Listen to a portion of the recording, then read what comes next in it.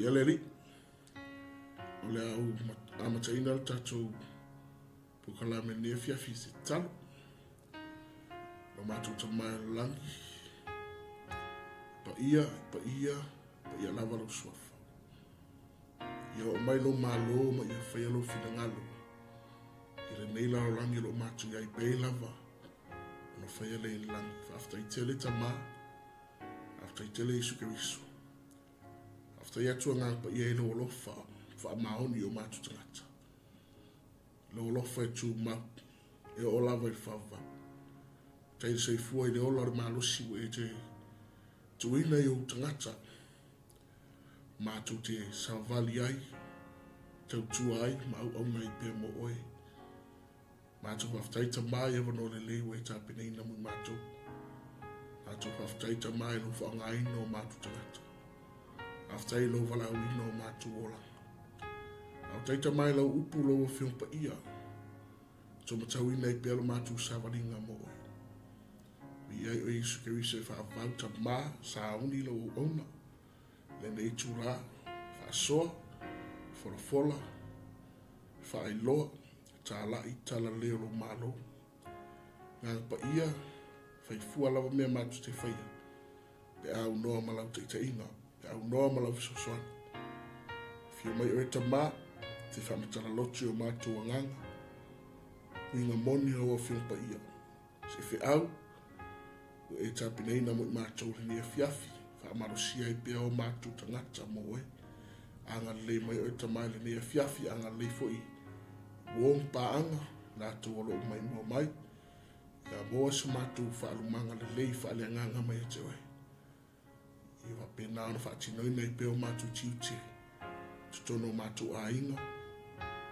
tono alwenga misi tono ro i karisia so swani mai ele ni e fiafi tamā mata me o mai lo fio fai lo fio fa bangalo matu se te ma a sem fa de tono ni aso a mon mole fa mangalo la lo tafu elu sacha so mo ye te lo vi inga ni se o fa va mene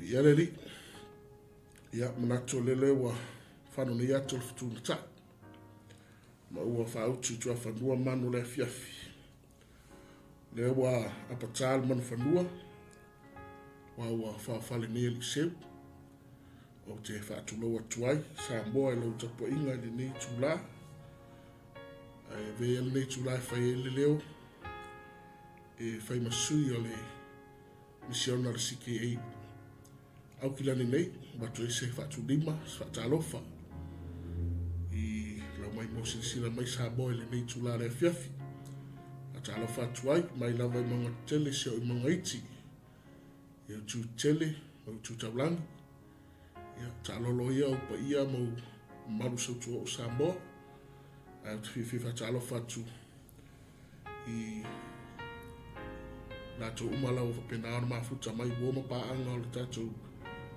misiona mal pokalame o le CKA talofa lava fifa fa talo fatu o finga no to fele tua o e ro ngā rue i lea tō vine ma lea whatawhai taulanga. Ia awa lava le misiona ke riso Isu ma le tala leo lona malo. Malo lava le whamalosi, malo lava le unsai malo fo i whatoto. I fifo i whatalo whatu i le tapo inga mau fo i a le misiona ne le Christ Kingdom Ambassadors i so se tū lava le ke lope. A talo fatuai i lau sunga i le li faton si le pasta ale foti a pulisua a lor se fo manuia lau sunga li fawhiraiga le ngatai lea i ale uso CKA i le nai tūfo i Australia i Sydney, Australia i le ngata fo i lea ale uso lo ngalue mai i Melbourne, Australia i a me se fo i ale a uso lo matu ngalue tfo i nei i Akilani e ngata ilea i lau solo ngalue mai i lau mua i Wellington talo fatuai ma alo lava se fo manuia whaaftai le talo a ma alo le wha malosi talo fatufoi le sunga taitai a sua alo pena ona taitai a foi le misiona i Auckland nei i ele li Ia o tau o nani nei, tōta Ropati. Ia o leo o se e mai o te soaswani ate oe. Ia wā lawa tala leile o le mālo re tua. Praise the Lord. Ia o le te muna o lawa e so o ia le mata upu le ana whaasoa ia na o omna le mea sulen tua na itu nei. Isa whaasoa i la uso. Ia o le mo mua lawa ka rinito le nai tolu. Sa whaasoa i omna le atua mai le whaipesifu wanga i sumal fitu. Ia sa o le neitusi ia o lo tala noa ia Apostolo Paulo i le kale sio Korinito. A pia mai ia le Apostolo Paulo e tasi lava le whaavai. E whaavai ai i kale sia. E whaavai ai lotu. E whaavai ai ia maftanga.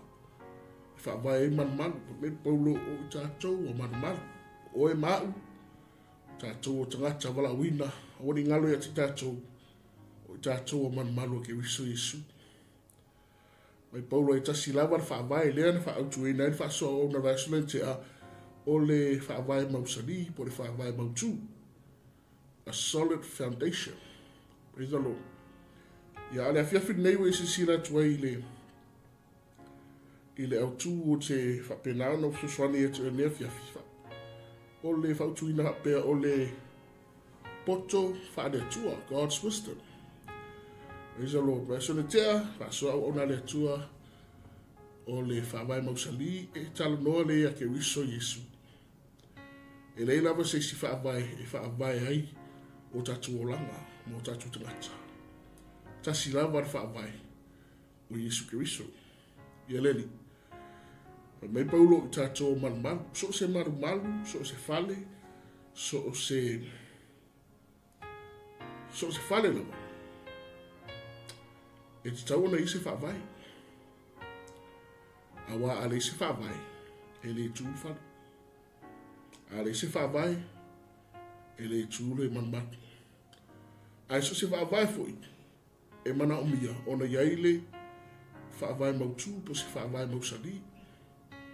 Ia leni, no winga o tātou o manman, e ao na whausia o tātou manman, luma o tātou ki tangata. E ao na whausia le e ka le sia le tidoki isu. I lunga o se whaavai mautu. Ai mo mau apostolo Paulo, o le nā whaavai mautu.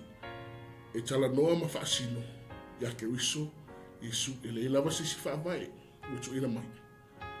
Wana ke wiso Yesu. Praise the Lord. Na whiawhira nei, o te whia soi na whaasoa vea solentea, mai i le sumavanu, a nga i le rusu mato, ia leni. Le lau tato i loa, o tātou o malu ke wiso Yesu. E a whio ai angampa ia. Ai so se malu, e mana o mia ona, whausia i lunga o whaavai mautu. A rea whiawhi neo la tātou o wai. A whai o tātou o malu. Ia whausia i lunga o whaavai mautu ke wiso Yesu. E mana o mia fo i tātou o malu. Ona iei le poto whaale atu. E whaamarusia i o tātou o malu. Ia leni, e mana o mia le poto whaale atua. So we now know that we are the temple of God. And every temple has to be built on a foundation. And that foundation has to be a very solid foundation. Paul spoke about the foundation. There's only one foundation that the temple and the church must build on. And that foundation speaks of Christ, Jesus Christ. He is the only foundation that our houses, our temples must be built on. That is the solid foundation for any temples, any houses. Speaks of you and I, speaks of us, the ambassadors of God. Praise the Lord. So tonight, now we know we are the temples. Temples must build on a solid foundation. And not only that, we must have the wisdom of God. We must know the God's wisdom to build our foundation, to build our houses, to build our temples, to strengthen every part of our houses on top of that solid foundation. Praise the Lord. O te whiwha pe tau ina rā whai upe sumarvaru. Whai upe sumarvaru. Ia ngā I le whai upe lo sumatot. Mieleni. Aua ne iai se tasi e whaaseina o ia e ia. A whai ua ia te o tau se tasi o manatu. E poto ia I le nei larolangi. Ia avea ia mawali. Ina ia poto ai o ia. Awa o le poto o le nei larolangi. O le valea lea I luma o le atua. Awa o tusia. E maua e ia o e poto. Ia la tau tonga fiti. Tonga fitinga. Ina malea. Ua sila fia e lea li. Mana tunatu o e poto. Ua whaatau waaia. O le nei. Aua le mita se tasi I tangata.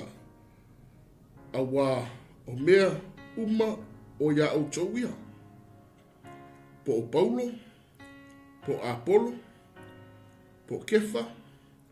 Po Lolang. Po le ola. Po le oti. Po mea I nei ona po. Po mea atari. O mea umalava o a au tauia. E o kerisa foi o tau. E o le atua foi keriso. Praise the Lord, the reading from 1 Corinthians 3, verse 18 to verse 23. Take care that no one deceives himself. If anyone among you thinks that he is wise in this age, he must become foolish, so that he may become wise. For the wisdom of this world is foolishness in the sight of God. For it is written, He is the one who catches the wise by their craftiness.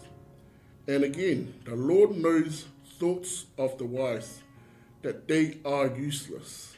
So then, no one is to be boasting in people, for all things belongs to you, whether Paul or Apollos or Cephas or the world or life or death, or things present or things to come. All things belong to you, and you belong to Christ, and Christ belongs to God. Praise the Lord. Bieleli. Ole fitawina na ole action pa yale tua. So oile ta upuma le fasole na apena ona aso tue ona le tua le solete. Ole fifila neu twita no yet ile poto fa le tua. God's wisdom. It's a tau ona ye tato. O e wata ua o whanau le tua. Ambasa o sitsengi o le malo le tua. Tau nei tato le poto fa le tua. Wa le umon maule apostolo Paulo. O le poto fa lalang. O le valele lumo le tua. Manino lava le sosani me l'apostolo Paulo. Il va pela o fa le nga ina le poto fa lalang. E ai o poto fa lalang. E a nga lava. I me o lalang. E leli. O poto fa lalang e ilo na limiti. E mo lava o mea tau lalang nei. Ai atatu wo le malo le tua, matatu wo le ngaruenga le tua. Matatua nga I le fina ngalo le tua. E mana o mia o na alo fia le poto le wha alala. O sana. E mana o mia o na tatu tomu whai ia. E tu I lalo le poto wha alala. E tatu sa ili. Le poto le tua. Le to mai ma le poto wha le tua. Praise the Lord. Ma fui sea. Ona fui le poto le lalangi. E mole le leila volala. Praise the Lord. O le poto whaalalangi e mo lona ia lava ia benefiti. E au ngā lava mo lalangi o wa potu whalalangi e palai i le lalangi nei. E mone le lei o tangata. E mo lona ia lava ia manuia. Mo lona ia lava benefiti. Mo lona ia lava whamungianga i lale tino. E atatu o mai lumo le atua, ma le au nanga i ngā le atua. E whaatau wa aina le potu le whalalangi. Pero na muna mauma ia le apostolo po. Au le ame mna mi tatu sa ili. Po le ale poto whale atua. E whausia ai. Matina ina ai.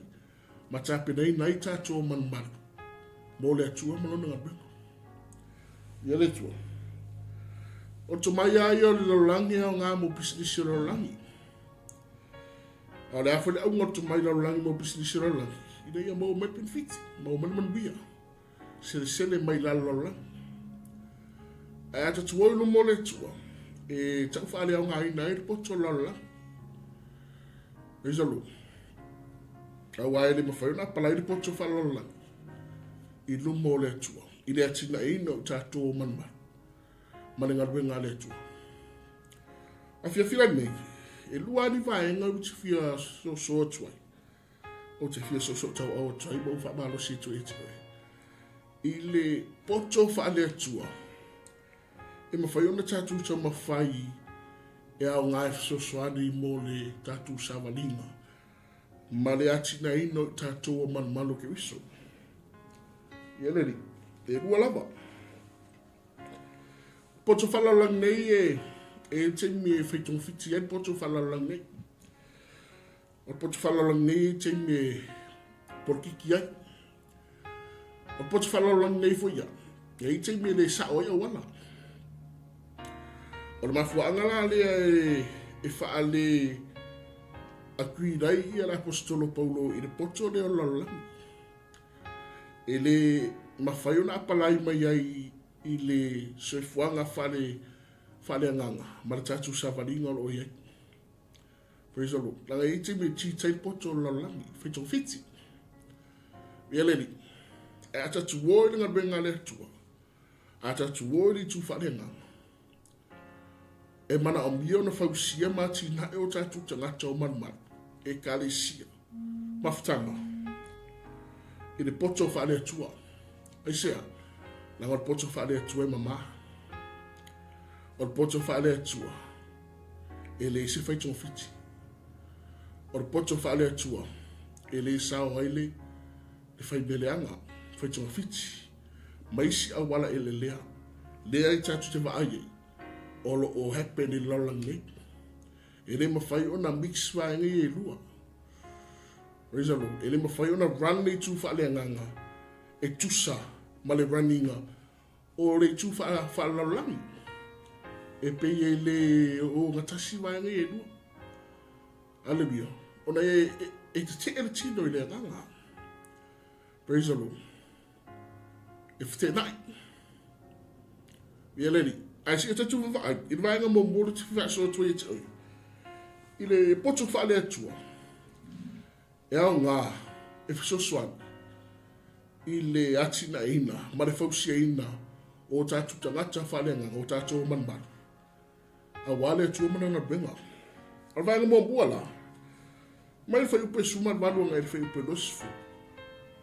O lo whaale o ngā ina mai la apostolo Paulo le poto whaala.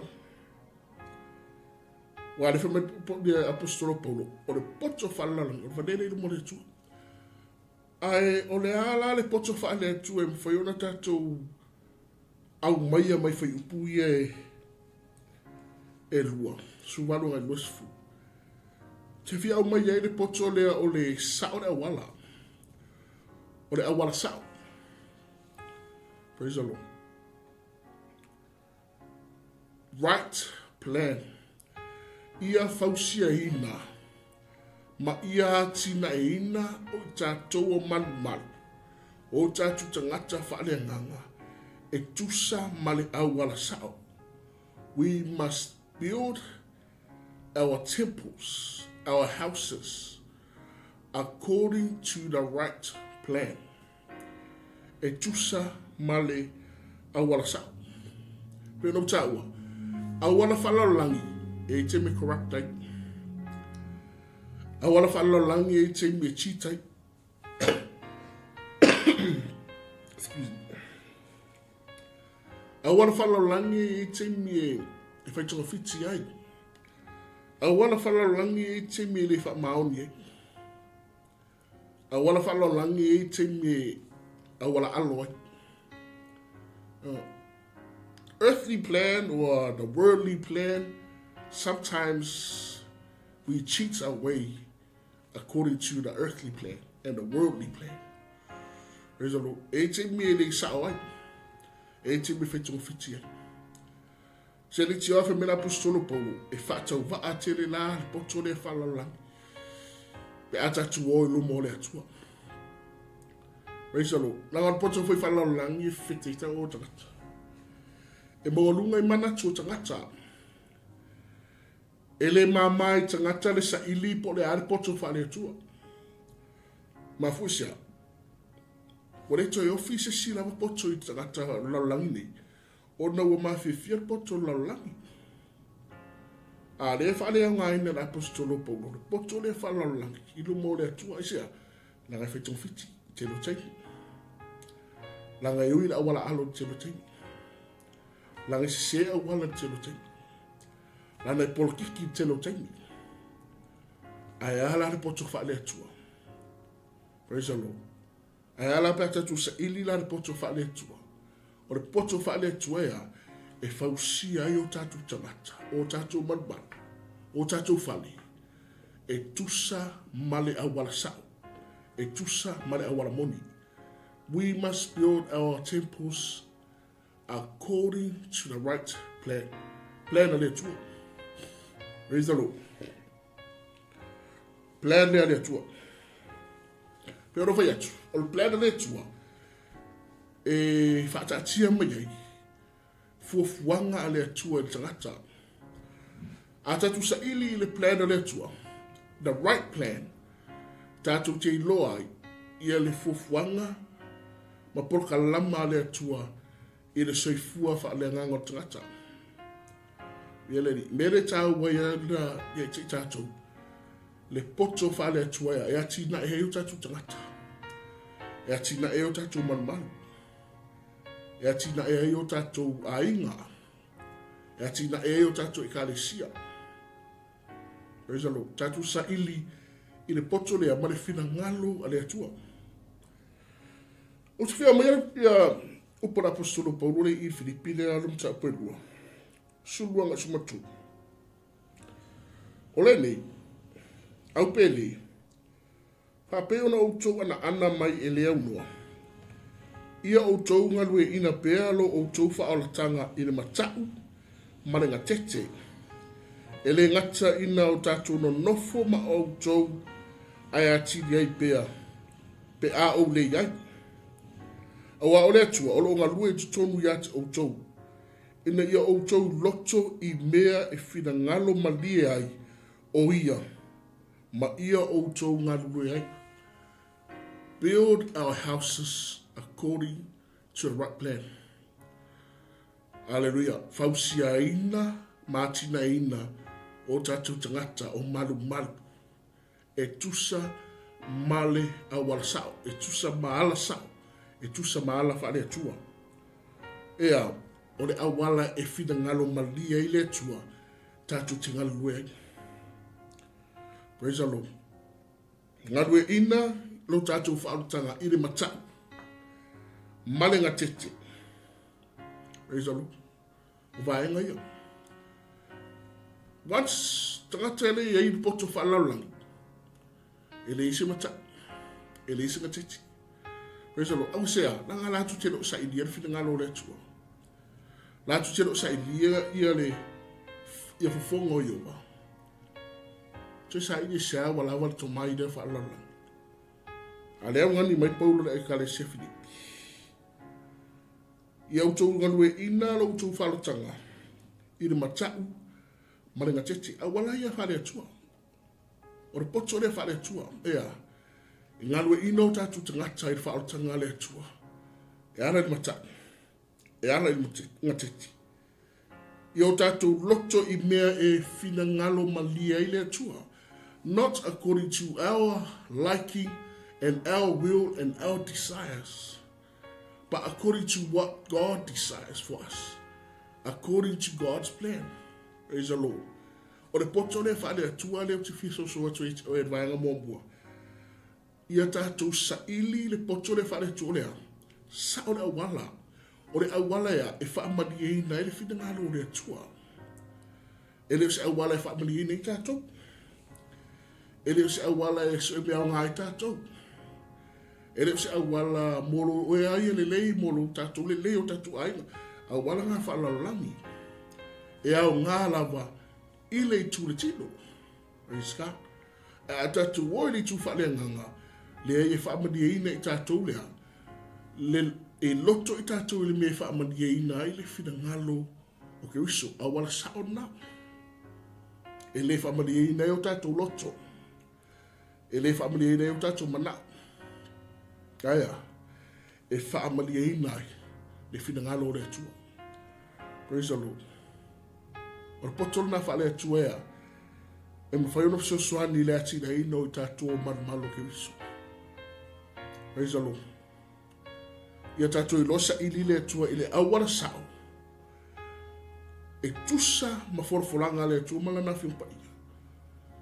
E atina e o tātou ainga. E atina e o tātou whali. Atina e o tātou tangata whalenga. O tātou. O le manman. Praise the Lord. Langa I te me whaalangolango I tātou I poto lalangi. Once tātou te whaalangolango I poto whaalalangi. Kusha lo tātou whai atu le atu ai. O te leto e awhi atu. O te leto sa ili atu. Langa rewa lava I poto lalangi le wea te. Kusha lao le uwhai mai sao a tātou. E whaamali he lava I tātou loto. E tusa mana meo tātou I loa. Ai so se teimi lava tātou te awhi le ali I ala I te tau. E ala I ana po. Tuli vai. O lewa tātou sa ili le ali I le poto whaale ali. Poto whaale atua. The wisdom of God. Ea. E wholau ai tātou. Mātina ai tātou. Afi pēnā ona whausia e o tātou manman. Praise God. Mele yopu nā e tāu pēni. Mawhai piso matu. E maua e ia o e poto I ala tō lava tonga whitinga. E whaale au ngai na fwoi le pule a e wha ole ole. O le poto le atangata poto o le poto le whalalangi. E le umi. E au ngā mo sin taimi lafa. Praise the Lord. Poto le telling whao ngā tōwhiti. E whawhiana tatu whapea ane o telling a sao mai poto le whalalangi. I tono maftanga. Tono e kalesia. I le tū whare nganga. O telling apalai mai e to mai le whalalangi. Peo no tā ua te musola. I le leiri poto le whalalangi. Tāua la vai e lalangi. Ai le mawhai ona mix up inga le poto lea mato mai whaalalangi. E atina e le o langa ma se whonga whae lea nganga o tangata. Praise God. Li ai e le mwhai. Mea le e ao anu sa ili tātou I le poto whaale atua. E atina e o tātou manmari. Whata o tōrum tāpu sumar whawha e pa sumar ua. O iei le ala o tonu I manatu tangata. A lona tonu unga. O ala I e o ti ai. Praise the Lord. Peo no ta ua. E le mawhai ona tātou mix up inga to mai whaalalangi. E rana I le tū whalenga. Praise the Lord. Langa lalangi a ia manatu tangata poto lalangi. E mori pei fiki la vai maua lalangi. Praise the Lord. Le ala whamei whakti poto Solomona. E me o manatu I tangata o tonu malelei I le lalangi aia. Aolon tanu unga. E whanoi. Me ala ale tau wailea. E le malu malu ke wiso. Tātou manu malu. O whausiei na lua whaawai mausani, whaawai mautonu. Ona, tātou sa ini le poto whaale atua. E ati na e o tātou tangata mo tātou I kalisi. O tātou manu malu. Praise the Lord. Wa poto whaale atua, e tau mua I tātou lea. Le manuia. Praise the Lord. A poto whaalalangi, e whanau I tātou. Poto whalalangi ai ea ngā mo me lalangi. Mo le lea lalangi. Praise the Lord. Aka wa ingi ai tangata whai pisinisi. E rana pisinisi i rito mai whalalangi. Ala anonu te inga. Ia fua mai i lalangi. Ia fua mai ia taise lau. Praise the Lord. Mo le leila vai ia le lalangi. Ia maua mai le oa masosia o lalangi. Praise the Lord. E rei mawhai lao na apalai whapea rei tū whalenga. Praise the Lord. Tātou man. E aona.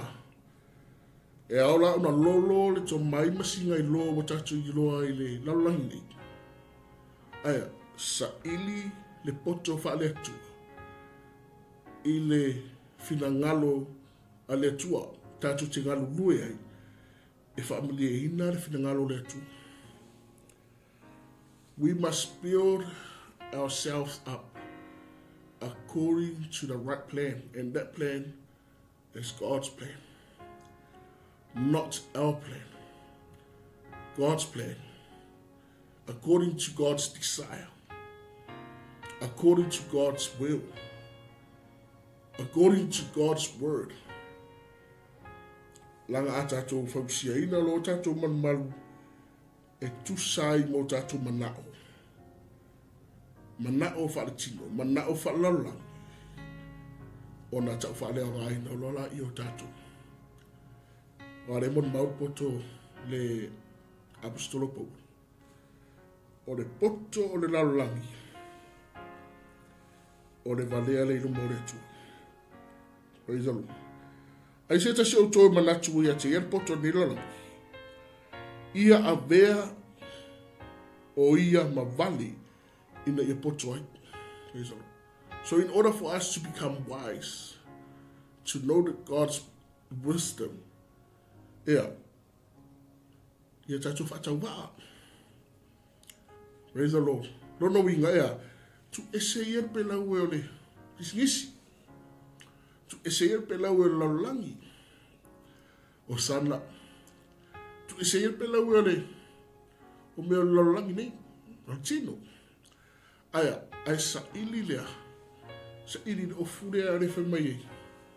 O le to mai po le poto whare atua. Praise the Lord. Nanga laulangi ai e sene me laulangi. O sana. O le poto wha laulangi e nurua I mea laulangi e sene lava I mea laulangi. A tātua mai loa I tōna le whaatanga. E mana o mian tō e se o tātua. O tātua pelau e whaapisi whaalaulangi. Ea. Tātua sa ili le o fau mai le atua. Tātua sa ili le poto wha le atua. O le poto la lea e hati na e o tātua whali. I le whingo o fie. Wha matala we whingo o fie e le whaitau ai. E le whingo o fie langa tofu umata tau ma ofu whaalaulangi. E tofu umata tau ma whaamiyanga whaalaulangi. Tō mai le mea, tō mai I. Sinai loa mai I. Whaau mai I. Whaspepa mai I. Tofu matatu. A tatua mai le lumo le tua. Leo whai mai ala apostolo po. E mana miara lea. A bea tatu mawala. Nono inga le talo apostolo po. Tō ese ala alo mo lunga na whalolo. Praise the Lord. Aya, whausia ina o tatou manman. I la le nganga. E tu sama lea. Ane me whita ngā loi le tua. La rā whausia ina I tātou I tu sama me whita ngā loi le tua. E manuia. Praise the Lord. O le are manuia lea. O le manuia atali. Hallelujah. Mai Yesu. Au tōtoroa ia o lalangi. It's fine. E le isi leana. E fua mai fo ia, e fua mai ia lalangi. E a tōtoroa ira o lalangi. E siri atu lat manuia na. Whenga tāia lau tātou toroa I o lalangi. E a whai o le mindset tāle tātou tio mai matatou e whausia I nei o tātou manma. O le mindset whalaulangi. Praise the Lord. E sera whinga tā, pe ono whai atu. Ka mata e whingo whir whai tau. Ai o le whaatino ina e whinga tā.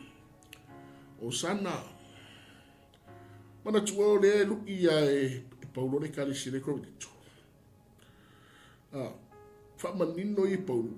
E le ai korinito. E le ai a se siafa vai. Praise the Lord. Po le ale lo lofi mai o isi tala inga. Ma isi tala inga. E le ai se fa vai tu samar fa vai le o mon mori natu oi. O ke riso Yesu o i o le fa vai moni o le fa vai mausali o le fa vai mautu. Praise the Lord. Ma ia o tau loko nito, se o tau o man matu. Praise God. O tau o man matu, o e mau tātou o man matu. Ai ere isi rau tulai me iwa. Se o fai kei kumo ko nito. E ere vaenga o ma rep ia Paulo. O mai fodisi vaenga o rep mai ia Apollo. E o mai fodisi vaenga ke faia. Praise the Lord. O le anu tupu. Fai kei ua se wasu e ale le leo tangata ia. Wasu e ale pe i fiki ngaka i e kongi. O sana. Wasu e ale ngō tangata i tonu. Se langan maku kamalea. Se langan maku koe inga se aga lele maku koe inga e. Pai aku ia uko. Le anu mena tupu. Ua, e pe fōringa mai wa muri ili wha vai mautu. A o mua mai ia, tangata, kengi. Nāna mera o se, wa se sele nganga, wrong motive. O sana, it happens. E tupu. Praise the Lord. Lango tātou tangata e ilo ngona. E manatu, e mawhauwhaunga. O sana. A leo whai mai Paulo. Se o tō mea ke wiso. O tō whai mo ke wiso. O rara mea anu whai tātou. Ia saore awala. Saore nganga. Lale nganga. Mo ke wiso. Fausi e ino o tātou whale o tātou maribana. Mo ke wiso. Ele mo tātou. Alleluia. Ele mo vaenga rea. Ele maku kamare. Yeah. We must build our temples to the right motive. Sa'ole motive. Praise God. O sa'ole motive olo e au omnai letu. O sa'ole motive olo e tak yei lo ainga. O sa'ole motive olo o atia e lo malmal. Lo tangata. Whareanga. O sa. Praise the Lord. La ora isi leu tūlai mai, mo su e ngoka kai kongu i aku initu. Mo whai ara vai ngā kefa, whai vai ngā apolo, whai vai ngā pau. Ai ora whina ngā lo lea tua. La whina ngā lo lea tua. Mo le tino ke wiso. Mo tātou ta ua whāna ua lea tua. Mo tātou ta ua o le ekalisia. Mo tātou ta ua ta ngato le tua i le ia. Ia sao le nganga, o le nganga. Mo ke wiso. O mea umatatu te whaia. Mo le whaamali e ino ke wiso. O sana. O le tātou au nanga. E mo le whaamali e ina o ke wiso Yesu. E le mo no tātou. E le mo le leo tātou. E le mo le tātou i ngoa. Praise the Lord. O sana. Nanga e hapena. Tau whaia e whaile mea ia. Ia tau e le ngoa. Tau e le ngoa se ranga. Are wua sosoani mai. O poto whale tua, ea. Seek the right motive. Have the right motive to build our homes, to build our houses, to build our families, to build our churches. Sao le nganga. Praise the Lord. Langa se lo le nganga. Whano no rola i ore. Ke wiso isu. E se lo le nganga. Tau whata wai no rola i ore. Tatu. Praise the Lord. As members of the church, as children of God, as ambassadors of the King, we must have the right motive to build our houses, to build our temples, build our families. O le poto na whale tua. Ia leni, ia tātou le poto whale tua e ati na e o tātou manmari. Ati ia e o tātou ainga, ati ia e o tātou tangata whale nganga. Langa poto e whalalangi e mōre benefiki a lalangi ia. Mōre ingoa lalangi ia. Ngaka e lalangi. A le poto whaale atua. E te sa ilile me whingalo i le atua. I le awala le atua. E tu sama fuafuanga le atua. E te sa ili foi. I le anganga mama, le anganga sao, le anganga le lei. Praise the Lord, poto na whaale atua. Poto whalalangi. Tātou te sa ili ai awala lalangi. Pea no whai atu. Awala lalangi whai tō whiti o le poto e me lalangi. Corrupt. Too much politics. Praise the Lord. Awala whai lalangi te ngā se le motive. Se yo le nganga. O sao le nganga o whai e tātou manu. O sao le nganga o whausia o tātou manu. Praise the Lord. O le soso ina na o tātou o le whiaulea na whapena whasoe o na le tūra sone tea. I le fisosoani a Paulo i le ekalisia 𝚗𝚑𝚡𝚗𝚒. Praise the Lord. E mawhaifoi o na tātou ini mai le sona lea na ave Paulo i a 𝚗𝚑𝚡𝚗 ea. E palai e tātou ekalisia. Individually, we are the church. We are the temple. We are temples, we are the church, individually. Tātou ekalisia. Praise the Lord. O poto la whale tua lea lau de vaenga lea le te whaso. Ia sao le awale whausia i o tātou tangata o tātou ekalisia. Lua, sao le nganga. Have the right plan and have the right motive. O sana, praise the Lord. That's what I not a 50. Praise the Lord. O tato le mal wole tua. Ia fausia ina o tato mal lungo le whaavai mautu, whaavai mosabi. Ke riso isu. Au tato ia ina fausia ina o tato mal. Ia, whaleo ngā ina whabolalo ina poto whalala. Ai au mai lunga rea, sa ili poto whalea tua. Wa poto whalea tua ia, tatu sa ili la wala sa. E tu sa marfina ngalo le tua. O le poto whalea tua ia, tatu te fausia o tatu tangata o tatu i karisi. E tu sa malenga na sao. Right plan, right motive. Wamanuia mai le tua nia fia tu sa i maro whafo. After tele la tama te isu ke riso after nga pa ia la upu. Matu whaalongolongo i tama. Walu i tawina i fo i o matu tangata. Matu o manman, o matu o i kalisia. Matu o lo whana. Praise the Lord. Ai le mawhai o na whausia ina o matu manumalu lunga o papa mausali. Pe a whapea e le whaamola lo ina i matu o maripoto nei laula. Pe a whapea matu te vai maunga tai sa ili poto lea whare atua. Poto mai lau fio poto ma. Whausia mati na ina i matu manumalu. Whafta i tele lau tamai no upu matu whaalunga. Ala au tamai e whamanuia Mo mapaanga o lo pe nana. Te talo mai. Lo taptapua i mai. O lo whaasoa mai ma mātou. Mafuta le fiafi. Iai lo wanga le nei tama. Wamanuia mai o tama i le nei misiona o le Christ Kingdom Ambassadors, CKA.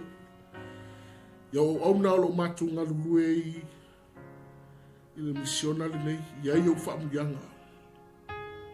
Iai lo fisosoani. Ia ai tama lau musumusunga e ti matu. Amanuia i lau auna mara uso i Australia. Sini Australia, me poni. Nia fo i le misiona i New nei, Wellington e Auckland nei. Amanuia tino ke riso i tu e fia nei laulangi. Au auna mfatua i au whenga luenga tofi o e tama. Tama i ai li to mai. I le poto mai ati oi. Pe nao na whautia ina i peo mātu tangata. Ia o whamia ngata ma. Talo to maanga le leo i ta maa le fiafi. Sebi whai luma. Sauni mai fo i liso o ona. Ia alu mana lo upu ta maa. Pa maanga lu matu o matu semo matu whaleto. Fo ia tia te ero vi inga nei se o whava. Amen. Tatu pukalame nā meno ni tangata. Johnson Johnson e Ropati mai CKA Auckland nei. O le ngalo tu tau mai ele tato misiona whaawau kalama no soai mai le tulai fitu i nei ia le tulai fitu Australia ia le tulana i voi nei ngalo mai foi la uso ma siki Australia i siki Australia ia ai munu ia tele rawa sa mo afta i tele rawa ma futa mai tato foi la istemi luma so i fuo me manuia afta God bless.